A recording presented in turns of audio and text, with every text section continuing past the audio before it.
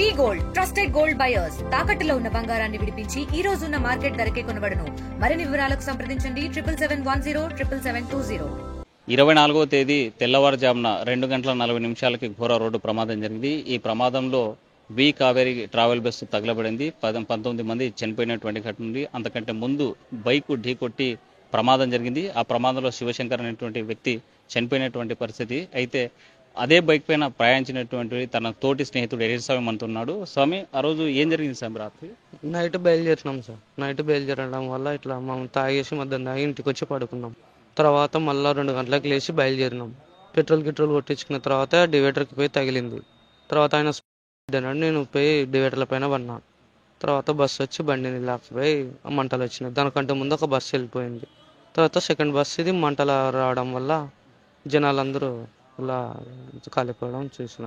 ఆ పరిస్థితిలో శివశంకర్ ఎలా ఉన్నాడు? ఎంత స్పీడ్తో పోతున్నాడు? 70 పైన ఉంది. శివశంకర్ స్పాట్లోనే చనిపోయినాడు. అంటే బస్సు లైట్స్ ఉన్నాయా? లేవు. అంటే మీ బైక్ లేవు లైట్స్ లేవు. ఇండికేటర్ తోనే పోతున్నాం. వద్దని చెప్పినా కూడా వినలేదు శివశంకర్.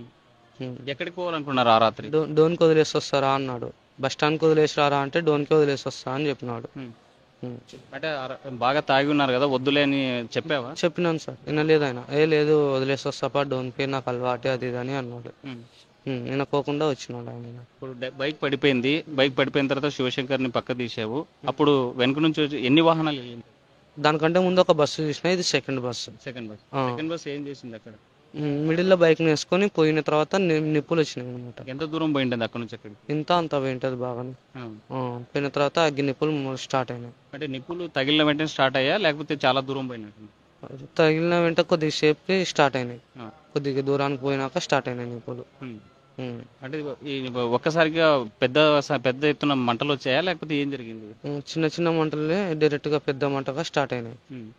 ఎవరైనా కాపాడే ప్రయత్నం చేశారు ఆ సమయంలో? నన్ను చూడడం అయితే ఎవరు కాపాడడం అయితే లేదు.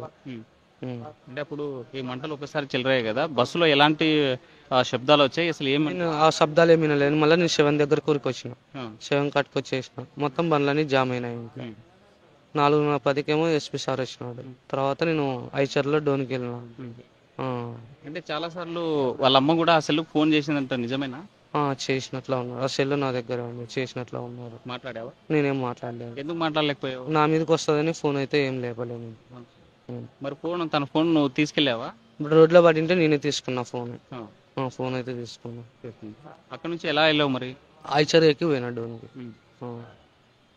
అంటే అక్కడ అంత మంటలు జరుగుతున్నాయి, బస్సులో శబ్దాలు వినిపిస్తుంటాయి, కాపాడాలని పిలుచుంటారు. ఎక్కడైనా కాపాడాలని అనిపించలేదని? నాకు ఆ శబ్దాలు ఏమి వినిపించలేదు. అది జరిగినప్పుడు ఎంత దూరంలో ఉన్నావు నువ్వు? దానికి మాకి బాగానే ఉంటుంది డిస్టెన్స్. అంటే అక్కడ నుంచి డోన్కి వెళ్ళి డోన్ నుంచి ఎక్కడికి వెళ్ళాలి? మా ఊరికి వెళ్ళిపోయినా బస్కి. మీ ఊరికి వెళ్ళి. మరి నువ్వు ఈ సెల్ తీసుకుపోయినట్టు నీ దగ్గర పోలీసులు ఎప్పుడు వచ్చారు? నైట్ 10 గంటలకు వచ్చి క్యాచ్ చేసినారు. 10 గంటలకు వచ్చి ఎలా క్యాచ్ చేశారు? అది తెలియదు, ఫోన్ చేసినారు డైరెక్ట్. వచ్చిన తర్వాత అదుపులోకి తీసుకున్నారా? ఏమన్నా అన్నారా? ఎవరేం కొట్టలేదు. అడిగినారు ఇది మొత్తం ఏం జరిగింది అది అని మొత్తం చెప్తూనే ఉన్నారు. పోలీస్ స్టేషన్లో నువ్వు ఏం చేసావు? ఏం చేయలేదు, చెప్పినా ఉన్నది ఉన్నట్లు చెప్పినా అంతే. ఏం చెప్పారు పోలీసు? సరే నీది తప్పు అయితే ఏం లేదు అంతే అని అన్నారు. ఉన్నది ఉన్నట్లు చెప్తూనే ఉన్నా అందరికి, జరిగినది ఇది అని చెప్తూనే ఉన్నాను. శివశంకర్ కు నీకు ఎలా ఫ్రెండ్షిప్ ఏర్పడింది? ఇంతకు ముందు పరిచయం శివశంకర్ 3 సంవత్సరాల నుండి ఫ్రెండ్. అంటే 3 సంవత్సరాల నుంచి మీరు టీవీ9 కాలనీలో ఉన్నారు అక్కడ ప్రజానగర్లో? ఒక 2 నెలలు అంతే ఉన్నాం. 2 నెలలు ఇక్కడ పరిచయం. అంటే తను ఏం పని చేస్తాడు, నువ్వేం పని చేస్తావు? ఆయన గౌండా పని పోతే నేను హైదరాబాద్లో ఉంటా. హైదరాబాద్లో ఏం పని చేస్తావు? మరి ఆ రోజు ఎందుకు వచ్చావు ఇక్కడ కర్నూలుకి? నేను పెళ్లికి వెళ్ళాలని వచ్చిన. ఎవరు పెళ్లి? ఫ్రెండ్ పెళ్లికి ఉంటే వచ్చిన. ఏ సమయంలో దిగా, ఎప్పుడు వచ్చాడు నీ దగ్గర? 5 గంటలకు దిగిన. 7:30కి నా కాడికి వచ్చినాడు శివశంకర్. ఇప్పుడు అక్కడ జరిగినటువంటి ఘటన ఉంది కదా, అందరూ ఎర్రిస్వామి చేశాడు లేకపోతే శివశంకర్ చేశాడు అన్నప్పుడు ఏమనిపించింది? చాలా బాగా చేసింది. మామైతే చేయలేదు ఏది. మామే కింద పడినాం. స్పాట్లో అయినా చనిపోవడం వల్ల నాకేం అర్థం అవుతలేదు. ఇక్కడ ఏం చేయాలో కూడా అర్థం కావడం లేదు. అంటే ఫస్ట్ అందరూ అనుకున్నారు వెనుక నుంచి వచ్చినటువంటి బస్సే ఢీకొట్టింది, ఎర్రిస్వామి పక్కన పడిపోయాడు, చనిపోయాడు అంటున్నారు. అది నిజమేనా? లేదు, అంతా ఫేక్. అంటే మీ బైక్ కి లైట్ లేదు కదా, ఎలా పోతామనేసి సాహసం చేశారు? ఆయనకి అలవాటేని అంటున్నాడు ఇప్పుడు శివశంకర్కి. సర్లేరా అని చెప్పినాడు ఆయన. నువ్వు కూర్చొని తోలుకోపోతా నేను అని బండి మీద ఎక్కించుకున్నాడు. అంటే మనం మీరు పెట్రోల్ వేయించుకున్నారు కదా, ఎంత పెట్రోల్ వేయించుకున్నారు అక్కడ? 300. అంటే అప్పటికే మనం CCTVలో చూస్తే పడిపోయే పరిస్థితి ఉంది, చెప్పలేదు ఆగిపోదామని అన్నావు నువ్వు. నేను చెప్పిన అంటే లైట్గా చినుకులు పడుతుండే, అంటే పోదాంపా చిన్నగా పోదాంపా అని అన్నాడు ఆయనని. తర్వాత బండి డివైడర్కి తగులుకొని కింద పడినాం. అంటే ఆ సమయంలో బస్సు తగలబడేటువంటి సమయంలో ఆర్తనాలు వచ్చింటే అక్కడ నుంచి ఎన్ని గంటలకు నువ్వు బయలుదేరింది? 2:15కి ఇంటికాడ బయలుదేరినాం. 2:45కి మేము కింద పడడం జరిగింది. 3:10కేమో 3:15కో బస్సు అంటుకునింది. బస్సు అంటుకున్న తర్వాత అక్కడికి మొదటగా ఎవరు వచ్చారు? అంటే పోలీసులా లేకపోతే అక్కడ ఏం జరుగుతుంది, సీన్ ఏమన్నా కనిపించిందా? అదే బస్సు అంటుకునింది, ఇంకా అంతే. అంతా వీడియోలు తీస్తుంది. అంటే ఫైర్ ఇంజన్స్ కానీ పోలీసులు కానీ? 4:10కి వచ్చింది ఫైర్ ఇంజిన్. అప్పుడంతా వాతావరణం బాగా రద్దీతో ఉందా? మొత్తం అంతా జామ్ అయిపోయి ఎక్కడ బండి అక్కడ జామ్ అయిపోయినాయి మొత్తం. మరి ఇప్పుడు శివశంకర్ వాళ్ళ అమ్మ చెప్తుంది, నిన్నెప్పుడు నేను చూడలేదు, 2 సార్లే చూశాను అని, ఎర్రస్వామి ఎవరో నాకు తెలియదు అన్నట్టు మాట్లాడుతున్నారు. అది నిజమే? నేను పోవడం అయితే ఒకసారి పోయినా వాళ్ళ అమ్మ కాడికి, ఒకసారి చూసింది నేనైతే. నేను పోవడం అయితే T9కి చాలా సార్లు పోయినా. వాళ్ళ అమ్మ చూడడం అయితే నన్ను 2 సార్లే. అంటే వాళ్ళ అమ్మ ఏమంటుందంటే, నా కొడుకుని శివశంకర్ ఎర్రస్వామి చంపేశాడు, చంపి పారిపోయాడు, తగలబెట్టాడు, ఇదంతా చేస్తున్నాడు అని అంటున్నారు. నిజం? అంతా ఫేక్, అంతా ఏం లేదు, అంతా ఫేక్ అన్న. అంత ఫేక్? అంతా ఫేక్. ఎలా ఫేక్ అనుకోవాలంటారు? ఇందులో నిజమేమి అని? చనిపోతే బండిని ఎందుకు తీసుకుంటా, బండి ఎందుకు బస్సులు అంటుకుంటుంది, మేమెందుకు కింద పడతాం, నాకెందుకు దెబ్బలు తగులుతాయి? అసలు ఎర్రస్వామికి ఒక గీత కూడా పడలేదు, దెబ్బే తగలలేదని. నాకు ఇదల్లా ఇక్కడ తాకినాయి, ఇక్కడ తాకినాయి, ఇక్కడ లోపల కూడా తగిన దెబ్బ లేదు, ఇవేనా? ఇవే. నేను డివైడర్లోకి ఎగిరిపోయినాను, జంప్ అయిపోయాను. అంటే ఢీ కొట్టినప్పుడు రైట్ సైడ్ పడిందా, లెఫ్ట్ సైడ్ ఢీ కొట్టారా? అంటే రైట్ సైడ్ మిడిల్లో ఉన్న డివైడర్కి ఢీ కొట్టి. బైక్ ఏ కలర్లో ఉంది అప్పుడు? బ్లాక్ కలరే అది. Black colour. డ్రైవర్ కూడా అంటున్నాడు, నాకు బ్లాక్ లో ఉన్నందుకు కనిపించలేదు, పోయినానని చెప్తున్నాడు. అది నిజమేనా? నిజమే. ఆ మబ్బులో అయితే చీకట్లో ఎవరికేం కనిపించదు బైక్. ఇప్పుడు హైదరాబాద్లో నువ్వు ఏం చేసేవాడివి? నేను పని చేసుకుంటాను అంతే.